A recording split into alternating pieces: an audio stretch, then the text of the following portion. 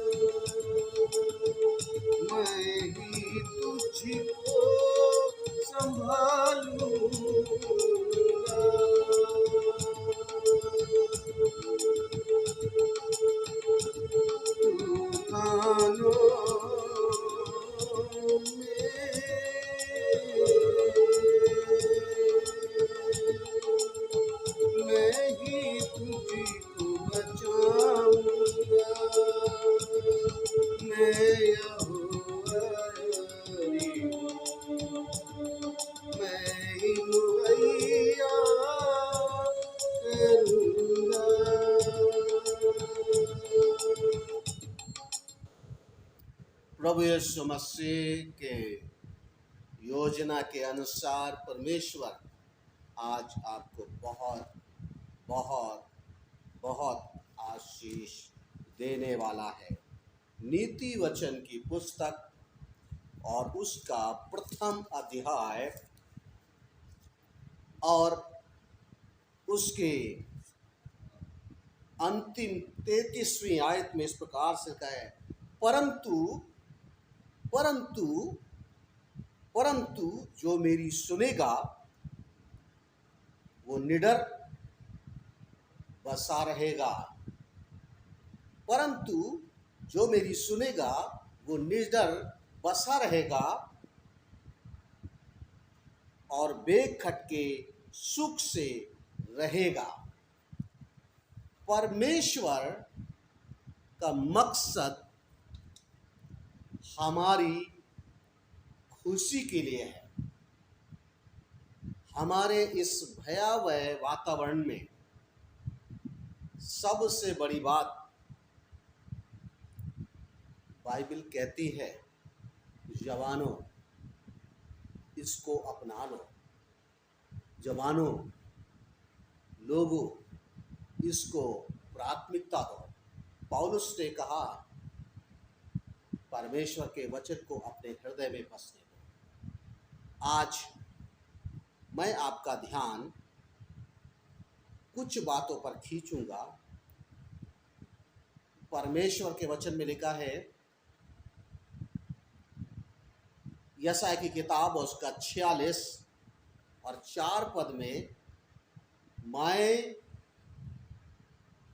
तुझे बुढ़ापे में भी उठाए रहूंगा, मैं तुझे बुढ़ापे में भी उठाए रहूंगा। समुपदेशक 11 में और 9 पद में इस प्रकार से कहता है, ए जवान जवानों से। 12 का 1 पद में, मनमानी करो लेकिन याद रखो तुम्हारा क्या होगा, न्याय होगा। मैं परमेश्वर के वचन में इतना ही नहीं बात कर रहा हूँ कि आपका न्याय होगा। वहाँ लिखा है, ए जवान अपनी जवानी में आनंद कर और अपनी जवानी के दिनों में मगन रहे और अपनी मनमानी कर और आंखों की दृष्टि के अनुसार चल, परंतु यह जान रख कि इन सब बातों के विषय में परमेश्वर तेरा न्याय करेगा। उसके बाद 12वें के और उसका पहली आयत में, अपनी जवानी के दिनों अपने सृजनहार को याद रखो। और परमेश्वर का वचन कहता है बड़ी गंभीरता से कि अपने इनसे पहले की विपत्ति के दिन आए और तू स्मरण आए और तू कहे, ये दिन में वर्ष आए और तू कहे, मेरा मन इनमें नहीं लगता। आज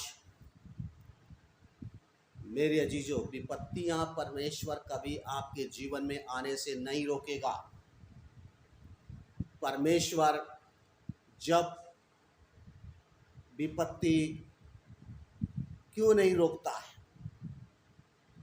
क्योंकि वो हमारा बुरा नहीं चाहता है, बल्कि हमें सही दिशा में मार्गदर्शन करना चाहता है। योना के साथ भी वही किया। परमेश्वर ने विपत्ति को नहीं रोका, वो रोक सकता था, जाने दो से, मैं किसी और से काम करा लूंगा, लेकिन विपत्ति भेज करके उसे सही जगह पर सही तरीके से, और जब वहाँ उसने परमेश्वर ने वहाँ गया और उसने कहा यहाँ के लोग परमेश्वर ऐसा करने पर है, और लोगों ने पश्चाताप किया, और इसके बाद परमेश्वर ने अपनी इच्छा को बदल दिया और उससे बड़ा बुरा लगा, और तब परमेश्वर ने पेड़ को उगा करके और कीड़ों को भेज करके और धूप को जब उसके ऊपर लगा तो वो चिल्लाने लगा। परमेश्वर हमें हर तरीके से समझाना चाहता है। और एक आज बहुत ही गंभीर बात मैं आपको समझाना चाहता हूँ, और वो है नीति वचन व्यवस्था में और उसके 5 का 16 पद में वहाँ लिखा है, तू अपने माता और अपने पिता का क्या कर, आदर कर। तू अपने माता और पिता का आदर कर। इफिसियों की पत्री में पहले 6वें अध्याय उसका 1 और 2 पद में कहता है, 3 पद में, उसके साथ तू आदर कर, और जब आदर करेंगे तो उसके साथ प्रतिज्ञाएं जुड़ी हैं, तू कुशल से रहेगा, तेरा भला होगा और परमेश्वर की तेरी आयु बढ़ेगी।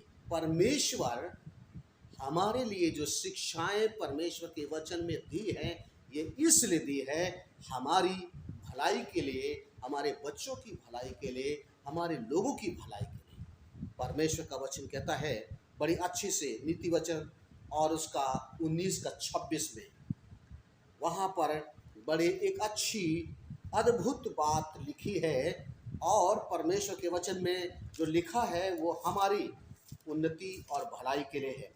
इस प्रकार से परमेश्वर का वचन कहता है,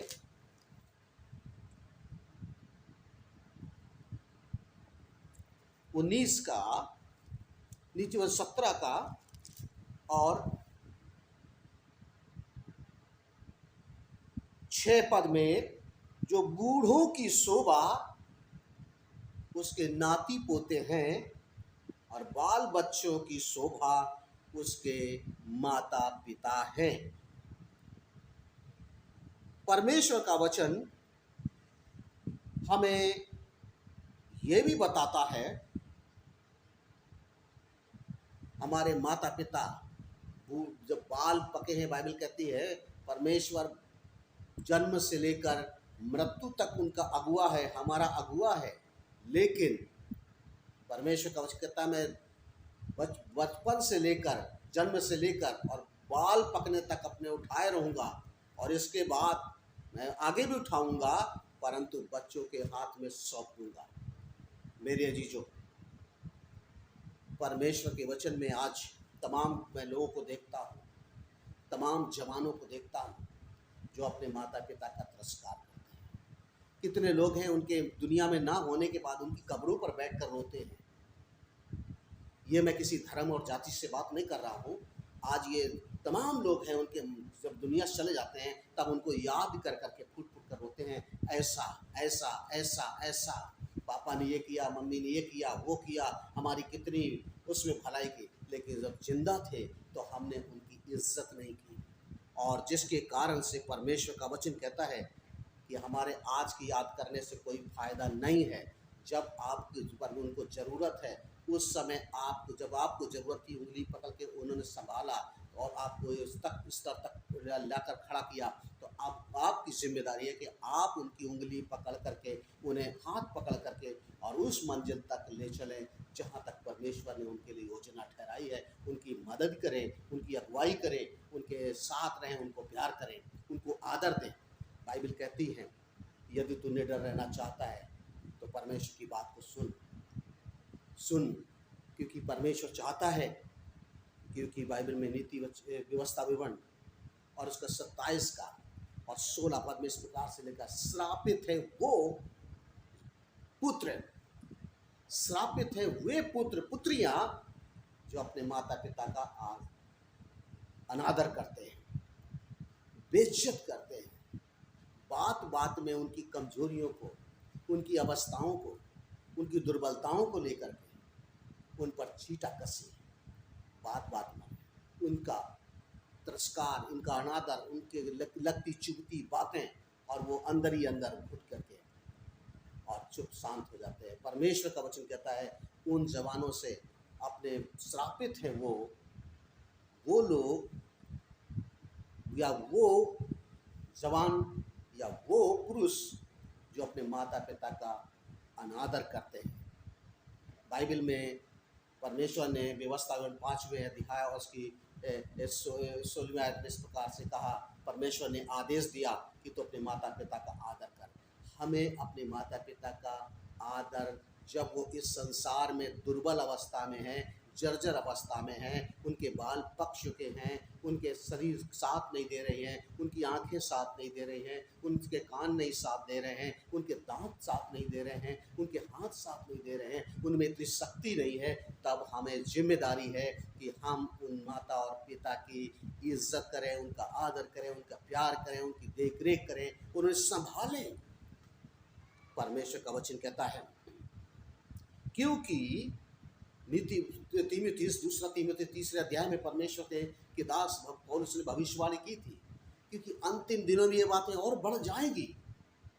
लेकिन अगर सावधान नहीं हुए, जब सब कुछ बदलेगा और सावधान नहीं हुए, तो परमेश्वर का वचन कहता है कि लोग अपने माता पिता का आज्ञा टालेंगे, और जिसका परिणाम होगा, क्योंकि वो भविष्य देखेंगे, वो अपने अपने अपने अपने अपने बारे में सोचेंगे, अपने तमाम तरीके से, कई ऐसी आज कहानियों को, कई ऐसे तरीकों को, कई ऐसी बातों को वो जो बहुत सुनने को मिलती हैं। लेकिन मेरे अजीजों, उनके जाने के बाद आपके याद करने से और आपके आदर करने से, आपको कुछ भी बलिदान करने से कोई फ़ायदा नहीं है, कि अगर जीते जी उनको आप इज़्ज़त नहीं दे रहे हैं, और आपकी भलाई रुक जाएगी, आपके उम्र रुक जाएगी। क्योंकि आप, मैंने पढ़ा परमेश्वर के वचन में कि लोग 969 वर्ष तक जिए, 950 वर्ष तक जिए, 930 वर्ष जिए, 900 वर्ष जिए,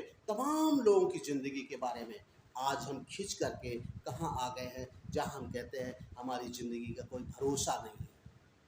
मेरे अजीजों, परमेश्वर हमारी ज़िंदगी को जानता है, लेकिन ये भी जानता है कि हम परमेश्वर के बात को पालन करते हैं, क्योंकि हमें हर पल डर रहता है, हमें धर पर डर रहता है। लेकिन अगर परमेश्वर निडर रहना चाहता है तो परमेश्वर का वचन को सुने और उसका आदर करें, अपने माता पिता का इज्जत करें और अपने लोगों की इज्जत करें और उनसे प्यार करें, क्योंकि जब तक नहीं तो हम श्राप के अधीन हैं। और श्राप जब लगता है तो बाइबल कहती है परमेश्वर ने श्राप दिया था, आज तक कोई विज्ञान उस श्राप को नहीं बदल पाया। स्त्री से कहा तू गर्भवती होगी और पीड़ा से जन्म देगी। आज चाहे जो भी हो, बिना पीड़ा के पीड़ा उठाई जाती है, इंजेक्शन दिए जाते हैं ताकि वो संतान हो। दर्द से, पीड़ा से, और तेरी आज उम्मीद तेरे पति की ओर होगी और पति की प्रभुता तुझ पर होगी, लालसा पति की करेगी। और इस तरीके से परमेश्वर का वचन कहता है तू और उसको क्या कहते मनुष्य को कहा तूने इसके इस कारण से तुझ पर यह श्राप है, तू खून और पसीना बहाएगा और मेहनत करेगा और तब तू रोटी खाने पाएगा, और जिस पृथ्वी पर तू काम करेगा उस पर तुझे क्या होगा, ऊंट कटारे, क्योंकि इसलिए उगेंगे क्योंकि तूने परमेश्वर की बात को नहीं माना। इसलिए तुझे मेहनत करनी पड़ेगी और उन्हें उखाड़ना पड़ेगा, और उनको उखाड़ने में, और वो ऊंट कटारे जो ज़िंदगी में हमारे हैं उन्हें हटाना बहुत साधारण नहीं है, लेकिन हटाना है ताकि हम एक अच्छा व्यक्ति बन सकें, एक अच्छे पिता बन सकें, अच्छे पुत्र बन सकें, एक अच्छे जीवन साथी बन सकें। परमेश्वर का वचन कहता है कि हमें इन झाड़ियों को हटाना होगा ज़िंदगी से, और उसके लिए परमेश्वर की योजना है। हम आज की परमेश्वर के वचन से आपको बताना चाहते हैं, परमेश्वर ने श्राप दिया है।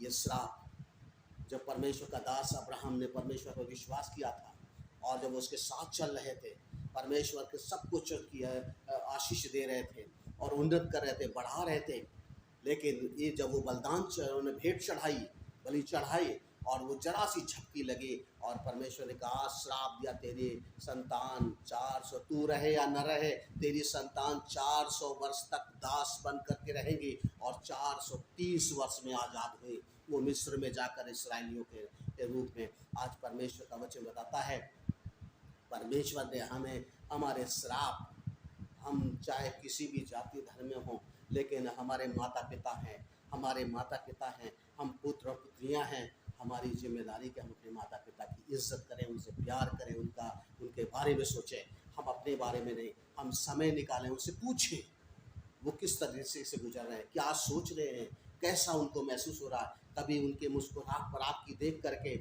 खड़े होने पर, आपके गिरने पर और आपके जरा से उसमें में उनकी आह निकलती थी, हंसी निकलती थी और वो खुश हो जाते थे। और जब कहीं थके मांदे आते थे मेहनत अपने ऑफिस से या काम धंधे से, और तब इसके बाद वो कितनी भी लंबी सफ़र करके आए हों और आपकी मुस्कुराहट से उनके दर्द खत्म हो जाते थे और वो आपको बाहों में भर लेते थे। आज आपकी मुस्कुराहट, आप उनकी मुस्कुराहट को क्यों नहीं ला सकते हैं? क्योंकि परमेश्वर वचन कहता है कि हमें आज परमेश्वर यही सिखाना चाहता है। मेरा भी मकसद यही है, तमाम जवानों के लिए हम आज सिखाना चाहते हैं। ये जवानों, यह तुम निडर रहना चाहते हो, तुम्हारा कुशल हो, तुम्हारा भला हो, तुम्हारी आयु बढ़े और तुम्हारे अंदर निडरता रहे, और तुम्हारे अंदर डराने वाला जो सपने में भी तुम्हारे पास ना आए, तो अपने माता पिता की इज्जत करो, क्योंकि वो आशीष देते हैं, श्राप नहीं देते। जब श्राप, उनकी आह निकलती है, जब आप उनका अनादर करते हैं और उनके मन से एक ही बात निकलती है, तुम्हारे बच्चे तुम्हें सिखाएंगे, तुम्हारे बच्चे तुम्हें सिखाएंगे। जो हमारे सामने तस्वीर रखी है, जब तुम उस तस्वीर के सामने खड़ोगे तुम्हें ये पता चलेगा मैंने कैसे गुजारा किया है, तब हमें याद आएगी। इससे पहले कि वो दिन आए, कि वो याद आए, आज ही से और अभी से हम इस काम को करने लगें। हम अपने जीवन में पश्चाताप लाएं और अपने माता पिता की इज्जत करें और माता पिता से प्यार करें। परमेश्वर आपको बहुत आशीष देगा, क्योंकि परमेश्वर का वचन जब आप पालन करेंगे, जब माता पिता खुश होंगे, वो भी आपको आशीर्वाद देंगे। बाइबल में हमें जितने भी माता पिता के बारे में पढ़ा, उन्होंने जब बच्चों को जैसे श्राप दिया, श्रापित हो गए, और जिन्हें आशीष दी वो आशीषित हो गए। आपके पास ही आशीषें हैं, आपके पास ही श्राप हैं। आप उन्हें हटा सकते हैं या उन्हें बढ़ा सकते हैं या और जोड़ सकते हैं। परमेश्वर आज आपको आशीष दे, मेरी यही प्रार्थना है कि परमेश्वर आपको पश्चाताप का मन दे और प्यार करने वाली किस्मत दे। आपके बलिदानों से परमेश्वर को खुश नहीं है। परमेश्वर जितना आपकी उसकी आज्ञा मानने से खुश होता है, परमेश्वर जितना तुम्हारे भेंटों से प्रसन्न नहीं हुए, आपकी दौलत से पसंद है उसको संबंध नहीं है, लेकिन जितना आपके जीवन का परिवर्तन, और यही परिवर्तन करने का मकसद परमेश्वर का है कि लोग परमेश्वर की इच्छा के अनुसार जीवन व्यतीत करें और आशीष पाएं, अपने माता पिता का इज्जत करें। प्रभु आपको बहुत आशीष दे। जब आप इसे सुन रहे हैं और आशीष पा रहे हैं, मेरी प्रार्थना है कि परमेश्वर आपको बहुत आशीष दे। आइए हम प्रार्थना करें। प्रभु यीशु मसीह, आपके वचन में भजन संहिता 119 में लिखा है, ये जवान अपनी जवानी में कैसे वो अपने सही ढंग से अपने कदमों को चला सकते हैं, अपने आप को रख सकें। परमेश्वर पिता, हम प्रार्थना करते हैं आज तमाम जवान अपने माता पिता के लिए याद करते हैं जो आज दुनिया में नहीं है। आंसू बहाते हैं उनको याद करके, उनकी तमाम बातों को याद करके, उनके भलाइयों को याद करके, उनके प्यार को याद करके, उनके कामों को याद करके, उनकी आशीषों को याद करके, और ख़ुद को आज जब देखते हैं तो हर पल अपने आप को भय महसूस करते हैं, डरावना महसूस करते हैं। और प्रभु जी, आज हम प्रार्थना करते हैं आशीष दें कि वो निर्भीकता का जीवन व्यतीत करें, पश्चाताप दें, अपने माता पिता की इज्जत करें। प्रभु यीशु के नाम में, जय मसीह।